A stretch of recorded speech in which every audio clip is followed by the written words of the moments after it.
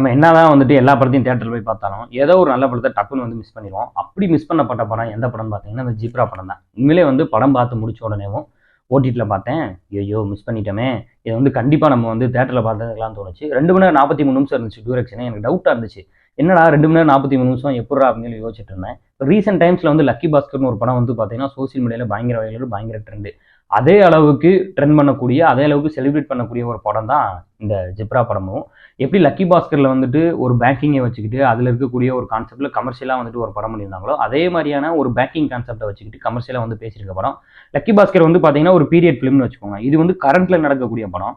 இன்னைக்கு ப்ரெசென்ட்டில் வந்து எப்படி வந்து பேங்கிங்கில் வந்து யூஸ் பண்ணுறாங்க, அதை வந்து எப்படி வந்து நம்ம வந்து யூஸ் பண்ணிக்கலாம், அதில் என்னென்ன டெக்னிக்ஸ் இருக்குது, அந்த செக் கலெக்ஷன் எப்படி பாஸ் ஆகுது, அதுலேருந்து எப்படி வந்து நம்ம பணத்தை வந்து உருவாக்கலாம் அப்படின்ற மாதிரியான விஷயங்கள்லாம் வந்து ரொம்ப டீட்டெயில்டாக ரொம்ப அழகாக ஃபர்ஸ்ட் ஹாஃப்ல வந்து பேசியிருந்தாங்க. அது ரொம்ப எங்கேஜிங்காக இருந்துச்சு. படம் ஆரம்பிச்ச ஃபர்ஸ்ட் 10 நிமிஷம் வந்து என்னடா அப்படின்ற மாதிரி இருந்துச்சு. ஆனால் அந்த கதை ஸ்டார்ட் ஆன உடனே வந்து பார்த்தீங்கன்னா ஃபர்ஸ்ட் ஹாஃப் போனதே தெரியல. செம்ம சூப்பராக, செம்ம கிரிப்பிங்காக, எங்கேஜிங்காக போச்சு ஃபர்ஸ்ட் ஹாஃப். அது இல்லாமல் ஹீரோவோட செகண்ட் ஹீரோ, நான் கூட அவர் வில்லன்னு நினச்சிக்கிட்டே இருந்தேன். ஆனால் அவர் ரொம்ப அழகாக ஒரு கேரக்டர் ரோல் மாதிரி வந்து கொண்டு வந்து அதுக்கப்புறம் செகண்ட் ஹாஃப்ல அவர் வந்து ஒரு செகண்ட் ஹீரோ மாதிரி வந்து ஒரு எவாலுவேஷன் காரணம் வந்து ரைட்டிங்கோட பீக் அப்படின்னு சொல்லி வச்சுக்கோங்க. சூப்பராக வந்துட்டு டேரக்டர் ஈஸ்வர் வந்துட்டு ரைட்டிங் பண்ணியிருந்தாரு. ஹோல் ஃபிலிமாக வந்துட்டு பார்த்தீங்கன்னா கான்செப்டாகவே பார்த்தா ஒரு இன்ட்ரெஸ்டிங்கான ஒரு கான்செப்ட் அப்படின்னு சொல்லலாம். படத்தில் வந்து பார்த்தீங்கன்னா லவ் பர்சன்ஸ் அப்படின்னு இருந்தும் பெருசாக வந்து பாடல் எதுவுமே கிடையவே கிடையாது. இல்லைன்னு நினச்சிட்டு இருக்கக்கூடிய ஒரு கேரக்டருக்கு வந்து பார்த்தீங்கன்னா செகண்ட் ஹீரோ மாதிரி ஒரு கேரக்டர் ரோல் கொடுத்து ஒரு எவாலுவேஷன் பண்ணக்கூடிய ஒரு கேரக்டருக்கு ஒரு பாட்டு அவருக்கு ஒரு ஃபிளாஷ்பேக்லாம் வச்சிருந்தாங்க.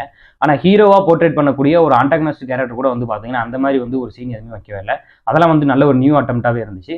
ஏன்னா அந்த கமர்ஷியல் வேல்யூலாம் ஒர்க் ஆகலன்னு வச்சுக்கோங்க, படம் அந்த இடத்துல வந்து டவுன் ஆயிருக்கும். ஆனால் செம்ம சூப்பராக வந்துட்டு ஒர்க் ஆகிற மாதிரி பண்ணியிருந்தாங்க. அந்த வந்து பார்த்தீங்கன்னா குறிப்பாக சத்யராஜ் அவருடைய கேரக்டர் ரொம்ப ஒரு இன்ட்ரெஸ்டிங்கான ஒரு கேரக்டர். அவருடைய ஒரு துணியில அவருடைய ஸ்டைலே வந்து இந்த கேரக்டர் வந்து பண்ணியிருந்தாரு. இன்னும் ரொம்ப சிம்பிளா சொன்ன போனா பார்த்தீங்கன்னா ரொம்ப நாளைக்கு அப்புறம் சத்யராஜ் அவர்களுக்கு ஒரு நல்ல ரோல்ல நல்ல கேரக்டர்ல வந்து பார்த்த மாதிரி இருந்துச்சு. எனக்கு அந்த கேரக்டர் வந்து ரொம்ப பிடிச்சிருந்துச்சு. அவரோட ஆட்டிடியூடு, அவர் பண்ண விதங்கள், அவருக்கு ஒரு ஃபைட் சீன்லாம் வச்சு செம்ம சூப்பராக வந்து பண்ணியிருந்தாங்க. இந்த ஹீரோக்கு சப்போர்ட்டிங் கேரக்டர் ஒருத்தர் வந்து பண்ணியிருந்தாரு. அவருடைய ரோலுமே வந்து பார்த்தீங்கன்னா ரொம்ப சூப்பராக இருந்துச்சு. பிரியா பவானி சங்கர் இதில் வந்து ஹீரோயின் அப்படின்றத விட வந்து பார்த்தீங்கன்னா அவரும் வந்து ஒரு சப்போர்ட்டிங் கேரக்டர் மாதிரியான ஒரு பிளே தான் வந்து பண்ணியிருந்தாங்க. இந்த படம் வந்துட்டு ஹிட் அப்படின்ற மாதிரி தான் வந்து சொல்றாங்க.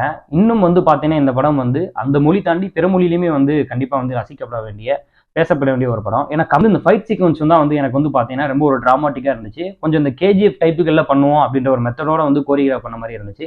அதில் கொஞ்சம் ஏதாவது வந்து மாற்றி பண்ணியிருந்திருக்கலாம். ஏன்னா பர்சனலி நான் வந்துட்டு பெருசாக எக்ஸ்பெக்ட் பண்ணிலாம் அந்த படத்தை வந்து பார்க்கல. சோசியல் மீடியாவில் வந்துட்டு ஒரு இன்ட்ரெஸ்டிங்கான ஒரு படம் அப்படின்னு சொல்லி நிறைய பேர் வந்து போட்டிருந்தாங்க. சரி தியேட்டரில் போய் பார்க்க முடியல, சரி பார்ப்போம் அப்படின்னு சொல்லிட்டு தான் நான் வந்து ஓடிடியில் பார்த்தேன். பர்சனலாக எனக்கு ரொம்ப எங்கேஜிங்காக, எனக்கு ரொம்ப பிடிச்சிருந்துச்சு.